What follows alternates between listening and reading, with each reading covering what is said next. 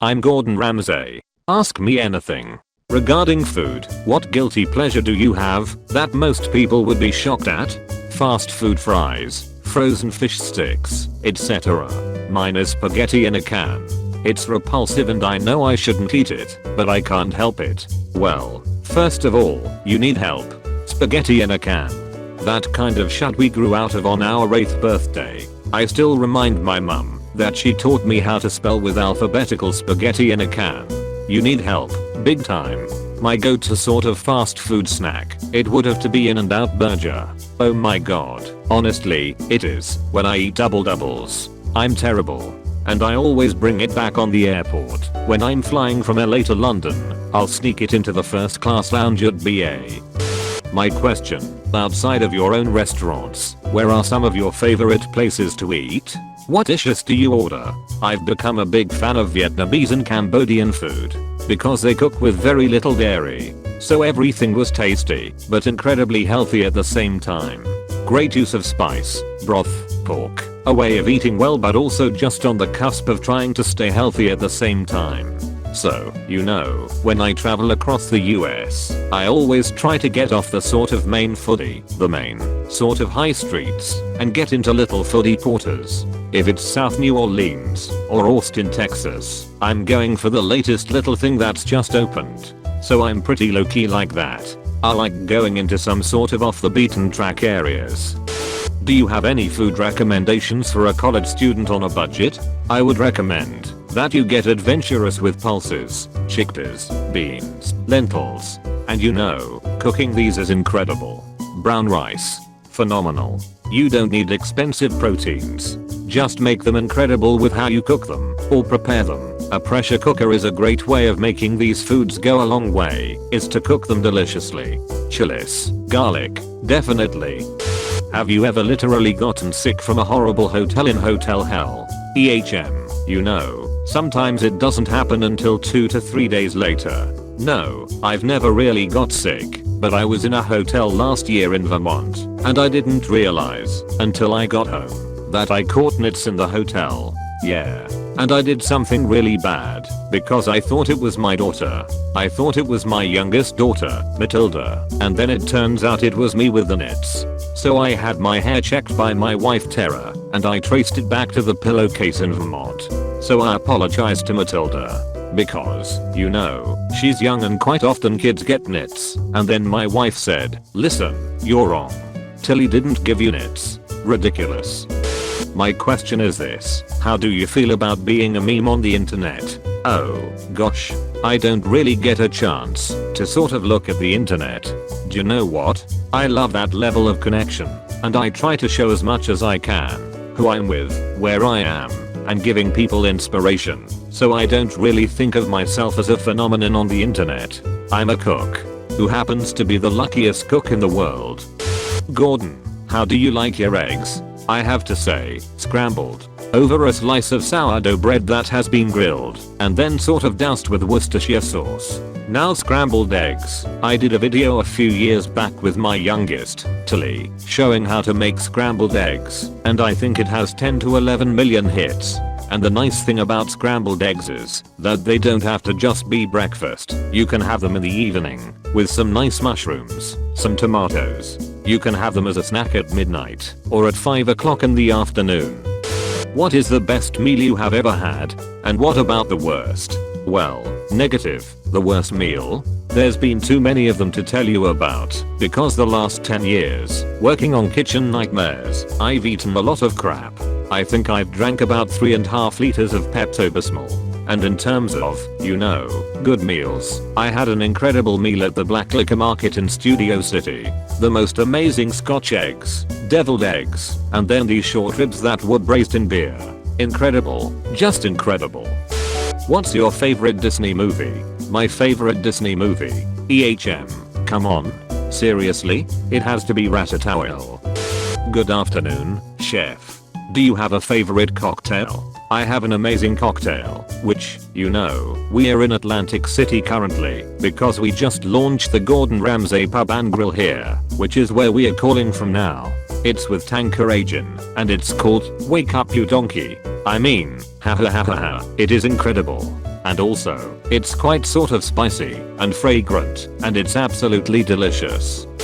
Is there any food that you won't even try? Any food I won't even try? I think, being a chef, the first thing that I set out to do was to make sure that I almost got to taste every ingredient anywhere in the world. I wanted to learn so much about ingredients that I'd never know what not to do with an ingredient.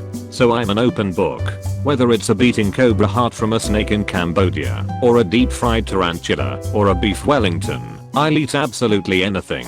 The only thing I draw the line at, Victoria, is eating overcooked food. There is nothing worse than an overcooked Brussels sprout. The smell is disgusting.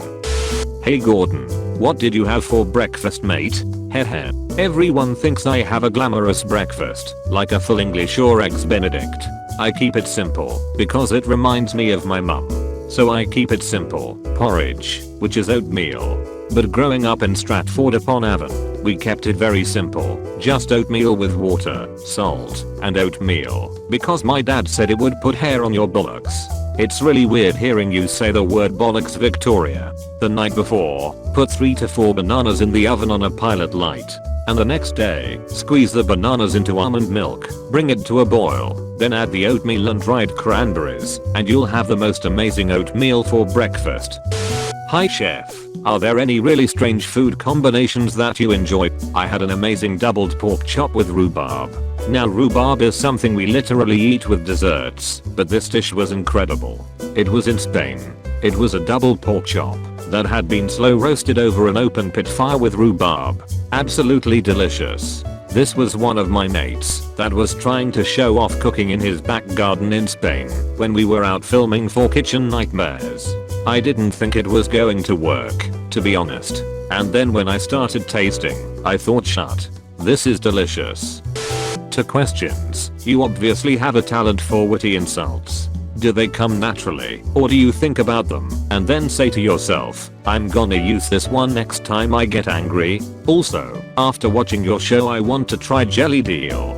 I'm going to London in a few days. Any recommendation about where to have it?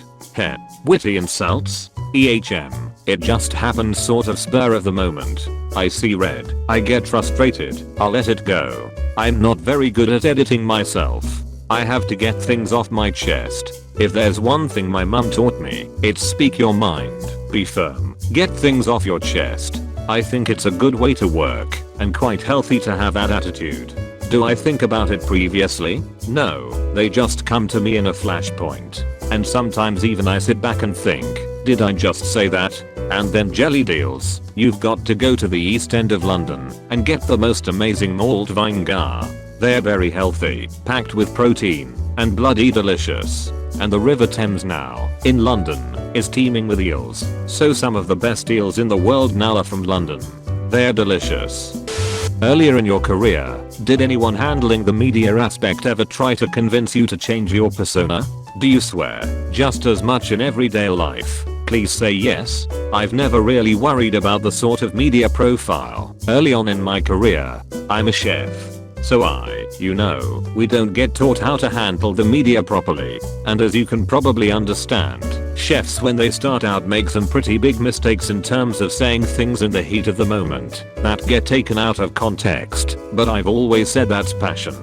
Do I swear? 2 weeks ago, I was at a parents' meeting for my school, and my daughter said, "Daddy, please don't embarrass me." So I get to the school and the first thing that happens, there's all these mums and dads there, and all the teachers are there, with the names on the table, and I see the headmistress, and my daughter Holly was there, and it's incredible. I went straight up to the headmistress, and asked for a selfie, which I thought was ducking brilliant. My daughter dived under the table in embarrassment, but it just broke the ice.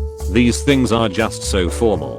And the headmistress said, "Oh my lord, I've never had a selfie before. What do we do?" So I said, "Put your head up and ducking smile." I tweeted it out. God bless her. Hey Gordon, big fan.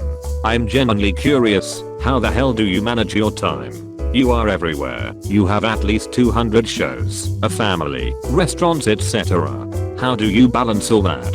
I multitask very well, and I'm never in one place too long.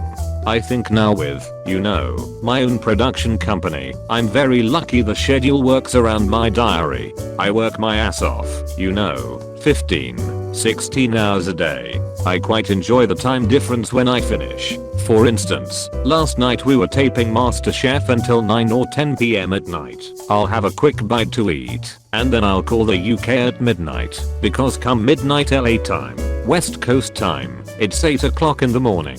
I'll say good morning to the kids. I'll catch up with my business in London, and then from 2 to 5 o'clock, I sleep, get up, go to the gym, and then start my day again. So that's my daily slog. So I stand by my convictions. When I opened up the restaurant, Gordon Ramsay, back in September 1998, I decided I was going to work my ass off. My flagship restaurant in Chelsea has never been open on a Saturday and Sunday. It's never been open on a weekend. Because I thought, if we are going to do this, I'd like to do this properly. So my staff needs time off. So I work hard, but I give myself time off on the weekend. I cut it off and power down for 48 hours.